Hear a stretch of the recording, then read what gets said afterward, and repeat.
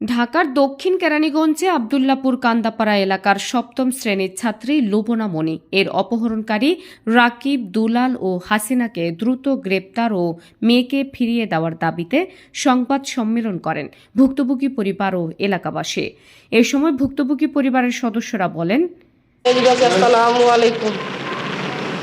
প্রিয় সাংবাদিক ভাইয়েরা, আমার মেয়ে লুবনা মনি নিখোঁজ। আজ থেকে 4 মাস আগে আমার মেয়ে মাতৃকা স্কুলে পড়ালেখা করে। আজ থেকে 4 মাস আগে আমার মেয়ে স্কুলে যাওয়ার পথে বাইকধারী বাড়ির দুলাল মেয়ের ছেলে রাকিব আমার মেয়েরে হুমকি ধুমকি দেয়। তখন আমার মেয়ে বাসায় আমার বলে, আমি আমার মেয়ের আব্বুর কাছে বলছি। তখন তারপর থেকে আমার মেয়ের আমি স্কুলে দিই না, আমাদের বয়ে। তারপরে আমি থানায় জিটি করি। জিটি করার পরে ওদেরকে ডাকানোর পরে ওরা থানায় মীমাংসা করে। তখন ওদের কাছ থেকে আমরা আয়াপুরি মীমাংসা করার পরে সাংবাদিক শেখ ফরিদ আমার প্রায় হুমকি দেয় যে তোর মেয়েরে আমি কিডন্যাপ করে নিয়ে যাবো, তুই আমার এত টাকা দিবি। তখন আমি অনেক ভয় আতঙ্ক থাকতাম। আমার সাংবাদিক ভাইয়েরা, আপনাদের কাছে আমার মেয়ের জীবন ভিক্ষা চাই, আমার মেয়েরা ফিরিয়ে দেয়। আমার একটা মেয়ে, আমার মেয়ের 14 বছর, আমার মেয়ের আমি ভিক্ষা চাই। স্বরাষ্ট্র উপদেষ্টার কাছে আমার মেয়ের জীবন ভিক্ষা চাই।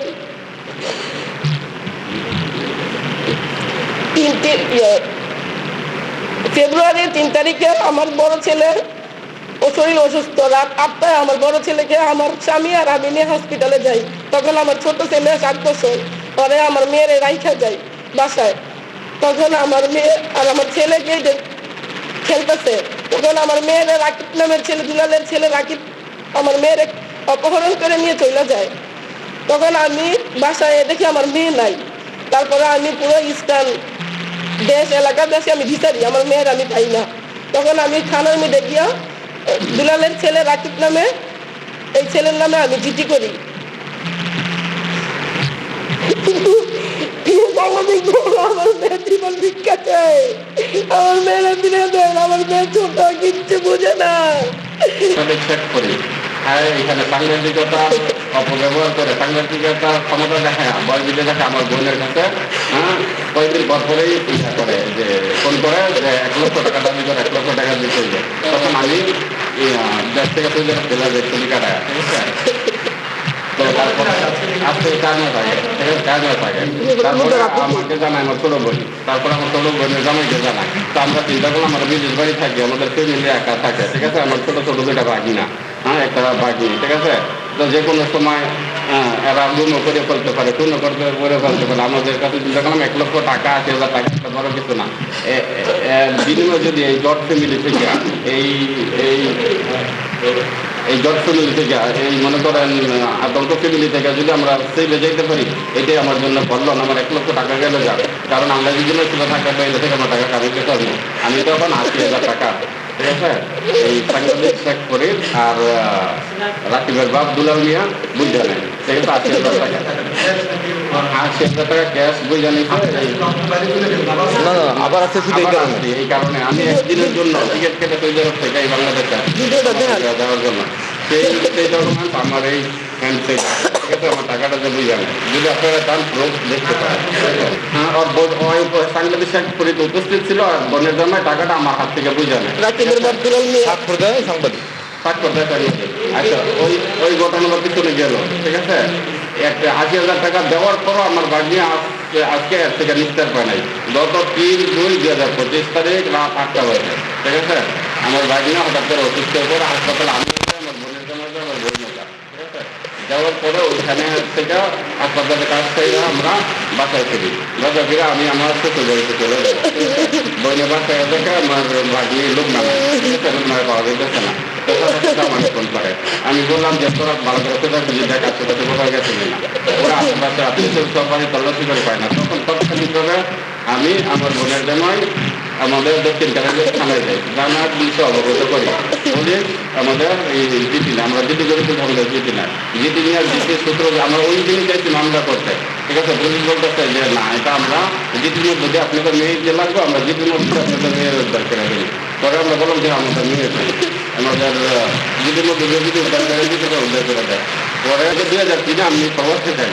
আজকে আমার 22 বছর চলে। 22 বছর ধরে আমি দেশের জন্য প্রবাস পাঠানোর জন্য আমি প্রবাসে থাকি। আজকে থেকে 22 বছর ধরে দেশকে আমরা ভালো রাখার জন্য, দেশকে আমরা শান্তিতে রাখার জন্য আমরা প্রবাস থেকে ভূমিকা পালন করে দিয়েছি। বিনিময়ে আমি দেশের কাছে, রাষ্ট্রের কাছে, আমি আঞ্চলিক সংস্থার কাছে বিনিময়ে আমরা কিচ্ছু চাই না। বিনিময়ে আমার ফ্যামিলিটা নিরাপত্তা চাই। যদি আজকে আমার ফ্যামিলি অনিরাপত্তার ভোগে আমাদের ঘরে আমাদের শিশুরা, আমাদের বাচ্চারা যদি অপহৃত হয়ে যায়, তাইলে আমরা কিভাবে প্রবাসী থাকবো, কিভাবে আমরা দুনিয়াতে বসবাস করবো? আমি মাননীয় পররাষ্ট্র